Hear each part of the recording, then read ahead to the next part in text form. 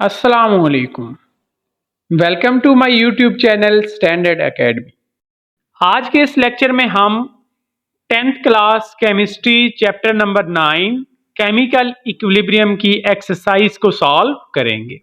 इस लेक्चर में हम वन बाय वन तमाम शॉर्ट क्वेश्चन को डिस्कस करेंगे। तो चलिए स्टार्ट करते हैं अपने लेक्चर को। First question is what are irreversible reactions? Give a few characteristics of them. Irreversible reaction क्या होते हैं और उनकी क्या खसूसियात हैं, उनमें से चंद एक हमें बताएं। तो डियर स्टूडेंट्स, इसका आंसर है, सबसे पहले हम इरिवर्सिबल रिएक्शन को डिफाइन करेंगे। The reactions in which product do not recombine to form reactants are called irreversible reactions. यानी ऐसे रिएक्शन जिसमें सिर्फ रिएक्टेंट्स रिएक्ट करके प्रोडक्ट बनाते हैं जबकि प्रोडक्ट रिकम्बाइन नहीं होते, तो ऐसे रिएक्शंस को हम इरिवर्सिबल रिएक्शन कहते हैं।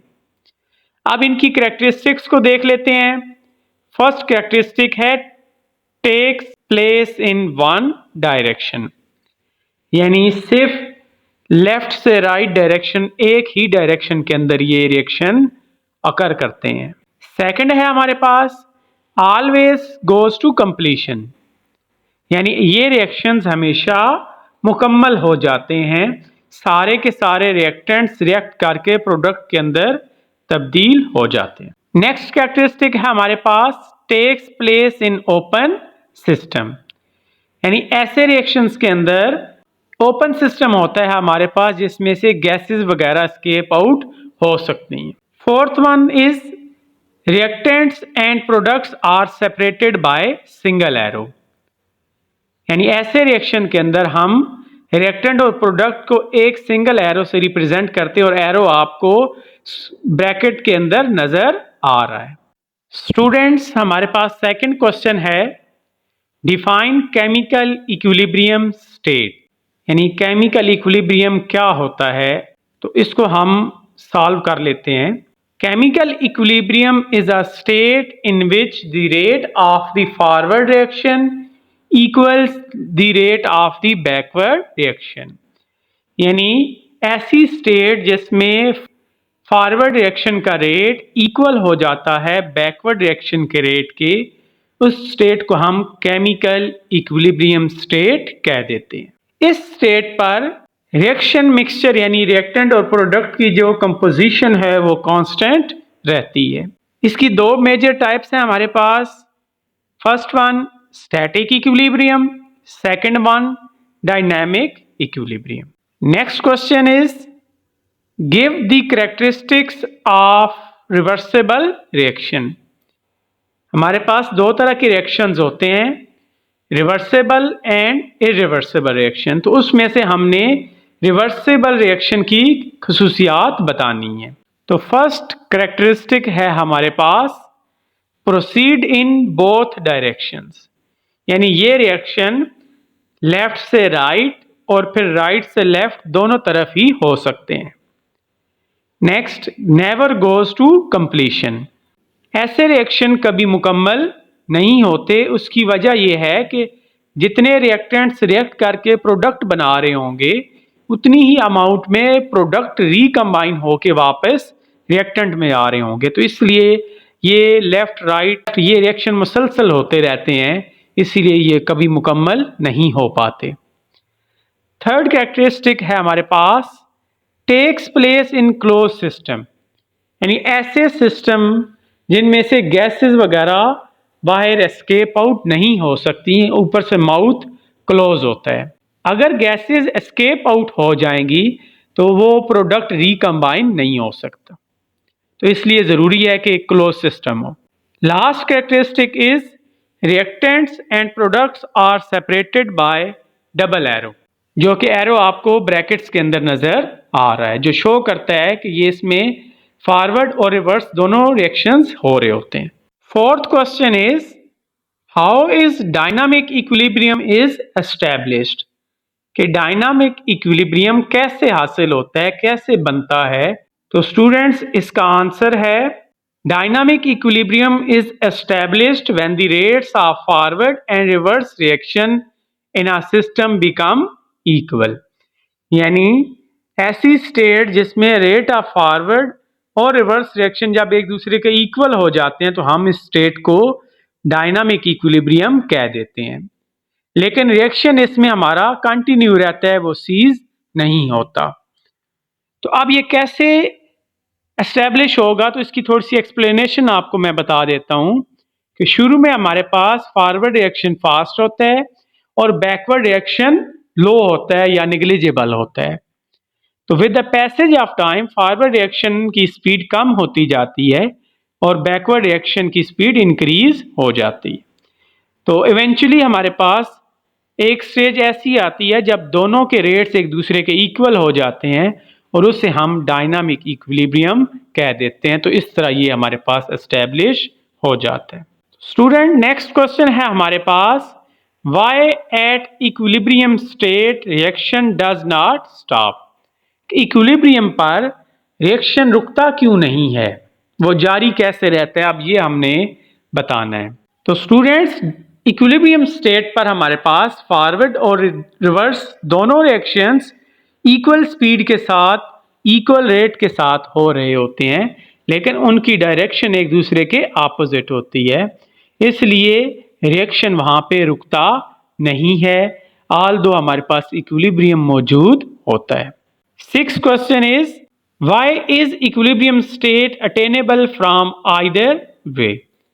इक्विलिब्रियम कैसे आइदर वे मतलब यानी रिएक्टेंट से प्रोडक्ट में जाते हुए हासिल हो सकता है या प्रोडक्ट से वापस रिएक्टेंट में आते हुए हासिल हो सकता है, या दूसरे लफ्जों में फॉरवर्ड रिएक्शन के अंदर जाते हुए भी हमारे पास इक्विलिब्रियम हासिल हो सकता है या बैकवर्ड रिएक्शन की तरफ जाते हुए भी हासिल हो सकता है। तो ये कैसे होता है, इसका आंसर हमने बताना है।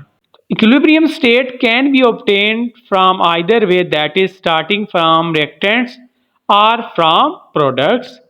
यानी हम रिएक्टेंट को रिएक्ट करवा के जब प्रोडक्ट में जा रहे हैं तो उस सूरत में भी हमारे पास इक्विलिब्रियम हासिल हो सकता है, जबकि जब प्रोडक्ट ब्रेक डाउन होके वापस रिएक्टेंट में आ रहे होंगे तो उस वक्त भी इक्विलिब्रियम को हासिल किया जा सकता है। अगर आप इक्विलिब्रियम को डिस्टर्ब करते हैं उसकी कंडीशंस को चेंज करके, लाइक प्रेशर, टेम्परेचर या कंसंट्रेशन ऑफ रिएक्टेंट और प्रोडक्ट, तो इस सूरत में भी इक्विलिब्रियम को अगेन हासिल किया जा सकता है। Seventh question is, what is relation between active mass and rate of reaction.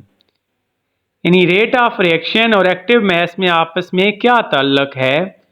तो स्टूडेंट्स, इसका आंसर है rate of reaction is directly proportional to the active mass. यानी दोनों का आपस में डायरेक्ट रिलेशन है। अगर एक्टिव मास की अमाउंट कम होगी तो रेट ऑफ रिएक्शन लो होगा, अगर एक्टिव मास की कंसंट्रेशन ज्यादा है तो रेट ऑफ रिएक्शन भी आपका फास्ट होगा। रेट ऑफ रिएक्शन को हम रेट से लिखते हैं, डायरेक्टली प्रोपोर्शनल का सिंबल लगाया और उसके बाद हमने एक्टिव मास को हमेशा स्क्वायर ब्रैकेट्स के अंदर लिखा जाता है। Next question is, derive the expression for equilibrium constant for synthesis of ammonia from nitrogen and hydrogen. Students, इसके आंसर के लिए सबसे पहले हमें इक्वेशन रिक्वायर्ड है जिसमें नाइट्रोजन गैस और हाइड्रोजन गैस आपस में रिएक्ट करके अमोनिया बना रहे हैं। तो इसमें हाइड्रोजन के 3 मोल्स हैं, नाइट्रोजन का 1 मोल है और प्रोडक्ट जो है अमोनिया उसके 2 मोल्स हमारे पास बनते हैं। तो इक्विलिब्रियम एक्सप्रेशन कुछ यूं लिखा जाता है कि मोलर कंसंट्रेशन जो प्रोडक्ट की होती है वो न्यूमरेटर के अंदर हम लिखते हैं और उसके नंबर ऑफ मोल्स को उसकी पावर में, और जो रिएक्टेंट्स हैं उनको मोलर कंसंट्रेशन के अंदर हम डिनोमिनेटर में लिखते हैं और उनके नंबर ऑफ मोल्स को उनकी पावर में। तो आप यहाँ पे देख सकते हैं Kc is equal to molar concentration of ammonia जिसकी पावर 2 है और डिनोमिनेटर में नंबर ऑफ मोल्स नाइट्रोजन और हाइड्रोजन दोनों के लिखे हुए हैं और हाइड्रोजन के नंबर ऑफ मोल जो 3 हैं वो उसकी पावर में लिख दिए। Students, next question is, Write the equilibrium constant expression for the following reactions. H2 plus I2 goes to 2HI। एक ये हमारे पास क्वेश्चन है। दूसरा पार्ट है हमारे पास जिसमें कार्बन मोनोऑक्साइड और हाइड्रोजन आपस में रिएक्ट करके मीथेन और वाटर बना रहे हैं। तो स्टूडेंट्स सबसे पहले हम देख लेते हैं कि जनरली हम इक्विलिब्रियम कांस्टेंट एक्सप्रेशन कैसे लिखते हैं। तो आपके सामने है Kc is equal to molar concentration of product raise to the power of their coefficient to the molar concentration of reactant raise to the power of their coefficient, यानी product को numerator के अंदर और उनके नंबर ऑफ मोल्स को उनकी power में। इसी तरह रिएक्टेंट की जो मोलर कंसंट्रेशन है वो डिनोमिनेटर के अंदर और उनके नंबर ऑफ मोल्स उनकी पावर में। तो अब हम अपने क्वेश्चन के फर्स्ट पार्ट के Kc को लिखने की कोशिश करते हैं जिसमें प्रोडक्ट HI है, उसको हम ऊपर न्यूमरेटर के अंदर लिखेंगे और उसके नंबर ऑफ मोल्स 2 है तो वो उसकी पावर में लिख देंगे। अब रिएक्टेंट्स हमारे पास दो हैं जिसमें हाइड्रोजन और आयोडीन है, दोनों को मोलर कंसंट्रेशन हम डिनोमिनेटर के अंदर लिखेंगे जो आपस में मल्टीप्लाई हो रहे होंगे। अब इनके नंबर ऑफ मोल्स 1 है, लिहाजा उनको हम लिखते नहीं हैं। अब सेकंड पार्ट को सॉल्व कर लेते हैं जिसमें हमारे पास प्रोडक्ट मीथेन और वाटर है, उसको न्यूमरेटर के अंदर हमने लिख लिया और मोलर कंसंट्रेशन में, जबकि हमारे पास कार्बन मोनोऑक्साइड CO और हाइड्रोजन गैस H2 उनको हमने डिनोमिनेटर में लिखा है और हाइड्रोजन के नंबर ऑफ मोल जो 3 हैं वो उसकी पावर में हमने लिख दी है। तो इस तरह हमने दोनों पार्ट्स के इक्विलिब्रियम कांस्टेंट एक्सप्रेशन को सॉल्व कर लिए। Next question is how direction of a reaction can be predicted, यानी किसी भी रिएक्शन की डायरेक्शन को हम कैसे प्रिडिक्ट कर सकते हैं ये अब हमने बताना है।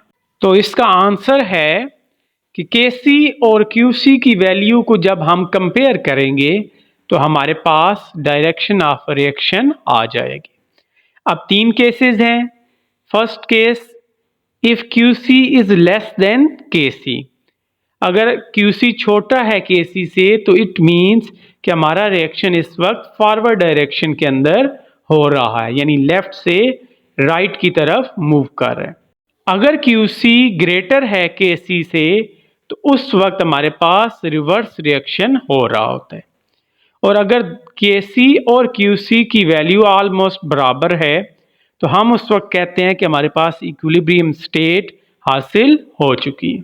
Next question is how can you know that a reaction has achieved an equilibrium state, कि आप कैसे जानते हैं कि कोई रिएक्शन इक्विलिब्रियम स्टेट पे पहुंच चुका है।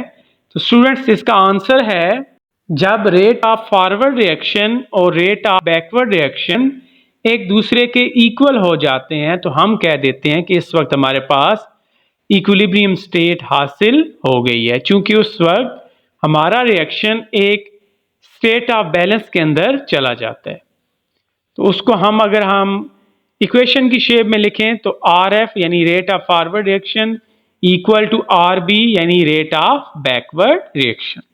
Next question is what are the characteristics of a reaction that establishes equilibrium state at once, यानी वो कौन सा रिएक्शन है और उसकी क्या कैरेक्टरिस्टिक्स हैं जिसमें इक्विलिब्रियम स्टेट फौरन हासिल हो जाता है। तो इसके आंसर को हम देख लेते हैं। ऐसे रिएक्शंस जिनमें इक्विलिब्रियम स्टेट फौरन हासिल हो जाता है, यानी उनका रिएक्शन रेट बहुत हाई होता है, ये उसकी पहली कैरेक्टरिस्टिक है।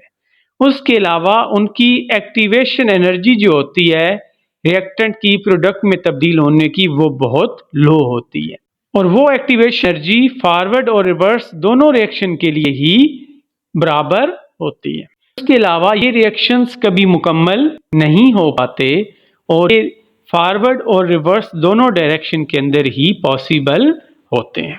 Next question is if reaction coefficient QC of a reaction is more than Kc what will be the direction of the reaction, कि अगर QC ग्रेटर है Kc से तो उस वक्त आपका रिएक्शन किस डायरेक्शन के अंदर चल रहा होगा। तो स्टूडेंट्स इसका आंसर है कि अगर QC बड़ा हो KC से तो इस वक्त हमारे पास रिवर्स डायरेक्शन के अंदर रिएक्शन हो रहा होता है, जिसमें प्रोडक्ट रिकम्बाइन होके वापस रिएक्टेंट के अंदर कन्वर्ट हो रहे होते हैं, यानी राइट से लेफ्ट की तरफ। Last question is an industry was established based upon a reversible reaction, it failed to achieve products on commercial level. Can you point out the basic reasons of its failure being a chemist? कि हमारे पास एक industry है जिसमें reversible reaction हो रहा है और वो प्रोडक्ट नहीं बना सकता कमर्शियल लेवल पर, तो आप बीइंग केमिस्ट हमें बताएं कि इसके अंदर क्या गलती हो सकती है। तो स्टूडेंट्स इसमें सबसे मेन पॉइंट है कि ये रिवर्सिबल रिएक्शन है और रिवर्सिबल रिएक्शन कभी मुकम्मल नहीं होता, चूंकि उसमें जितने रिएक्टेंट रिएक्ट करके प्रोडक्ट बना रहे होंगे उतनी ही अमाउंट में प्रोडक्ट टूटकर या रिकम्बाइन वापस रिएक्टेंट के अंदर जा रहे होंगे, तो ओवरऑल हमारे पास प्रोडक्ट ना होने के बराबर होगा। तो इसलिए इसके अंदर हमें प्रोडक्ट हासिल नहीं हो। अब इसको एक और तरीके से भी हम एक्सप्लेन कर सकते हैं, जिसमें आंसर है the industry likely failed because the reversible reaction did not reach a favourable equilibrium position, कि हमारे पास जो रिएक्शन है वो एक फेवरेबल इक्विलिब्रियम पोजीशन को हासिल नहीं कर पाता, यानी प्रोडक्ट की कंसंट्रेशन बहुत कम रहती है as compare to the reactants, या फिर इसमें हमारे पास इनएफिशिएंट रिएक्शन कंडीशंस होती है या अनफेवरेबल इक्विलिब्रियम कांस्टेंट्स हासिल होते हैं, जो ये सारी वजूहात बनते हैं हमारे पास प्रोडक्ट के ना बनने के, और फिर हम इसको प्रैक्टिकली कमर्शियल लेवल पर इस्तेमाल नहीं कर सकते। तो स्टूडेंट्स मैं उम्मीद करता हूँ कि आपको आज का लेक्चर बहुत अच्छे से समझ आ गया होगा।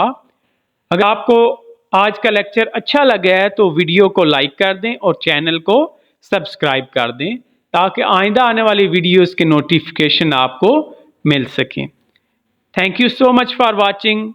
बहुत जल्द मिलते हैं एक नए लेक्चर के साथ, तब तक के लिए अल्लाह हाफिज़।